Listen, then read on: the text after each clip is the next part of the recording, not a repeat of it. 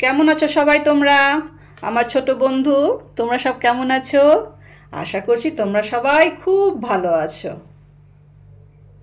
আজকে যে গল্পটা আমি পড়ে শোনাবো সেটিতে অনেকগুলো ঘুঘু পাখি আছে আর অনেক ইঁদুর আছে।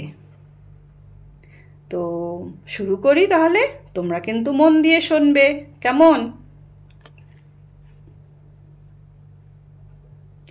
আজকের গল্পের নাম হচ্ছে চালাক চতুর ঘুঘুর দল। জঙ্গলে থাকতো এক দঙ্গল ঘুঘু পাখি। সারাদিন তারা করতো কি? এখানে ওখানে ঘুরে বেড়াতো খাবারের খোঁজে। সন্ধেবেলা আবার ফিরে আসতো জঙ্গলে। একদিন সকালে তো তারা বেরিয়েছে খাবারের খোঁজে, কিন্তু একটি দানা খাবারের সন্ধান নেই কোথাও। খুঁজে খুঁজে হন্য হয়ে পড়েছে। খিদেই সব পেটে চঁ চঁ করছে। এমনি সময় একটা বাচ্চা ঘুঘু দেখতে পেল মাঠের উপর ছড়ানো আছে কিছু শস্যদানা।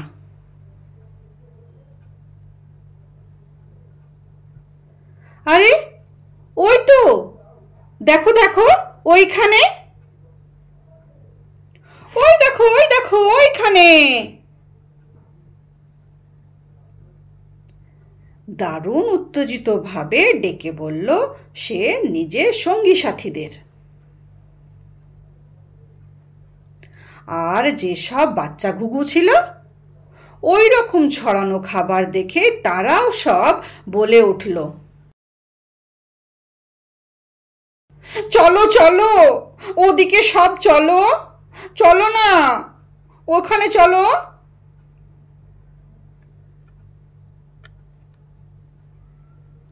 তাদের নেতা চিত্রকীট ছিল ভীষণ চালাক।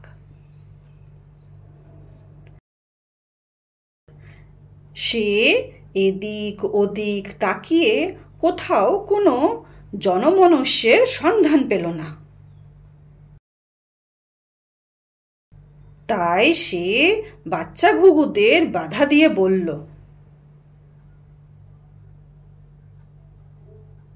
একটু দাঁড়াও তোমরা, একটু দাঁড়াও সব।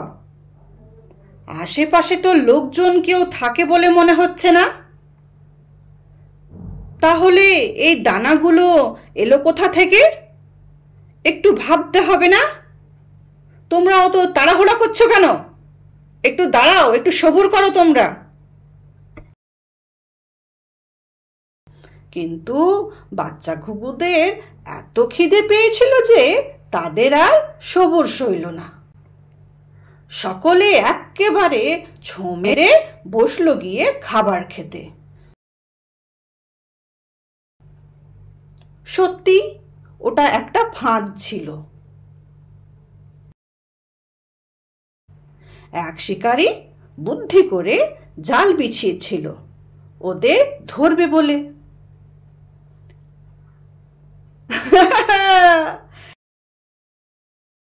এত সুন্দর শিকার পেয়ে শিকারী তো মহা খুশি। ইস, এখন কি উপায়? এখন কি হবে আমাদের?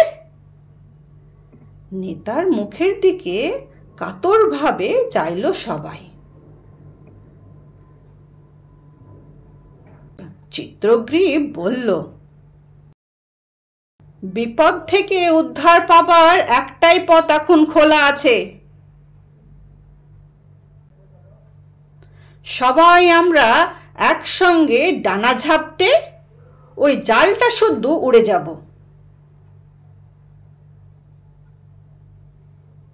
সেই মতো একসঙ্গে ছটপট করে পাখা ঝাপটিয়ে ঘুঘুর দল উড়ে চলল আকাশে। চালাক ঘুঘু পাখি বলল, ইঁদুরদের রাজা হিরণ্যক হলো গিয়ে আমার বন্ধু, সে নিশ্চয়ই আমাদের মুক্ত করবে।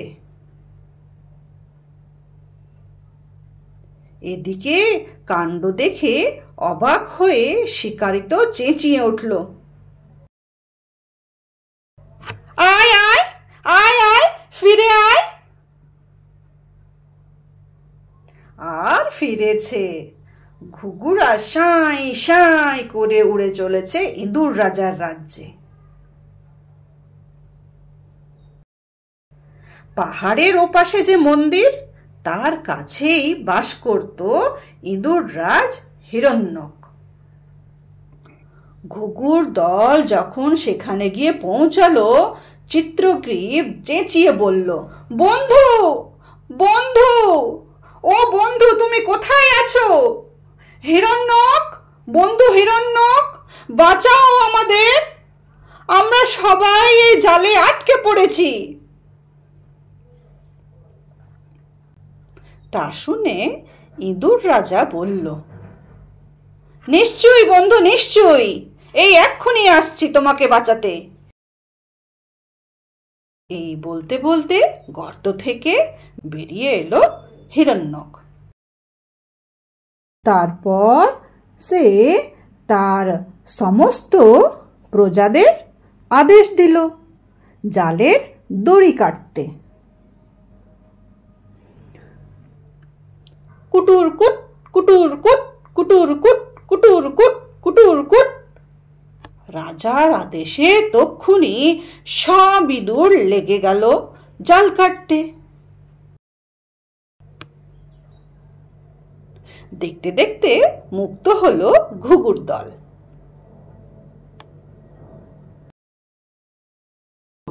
তারা বলল, উফ, এমন কর্ম আর করছি না বাপু। ইঁদুর রাজাকে ধন্যবাদ দিয়ে চিত্রগ্রীব বলল, জয় হোক মহারাজের, জয় হোক মহারাজ হিরণ্যক, জয় হোক আপনার। তারপর দল বেঁধে সব উড়ে চলল বাড়ির পানে।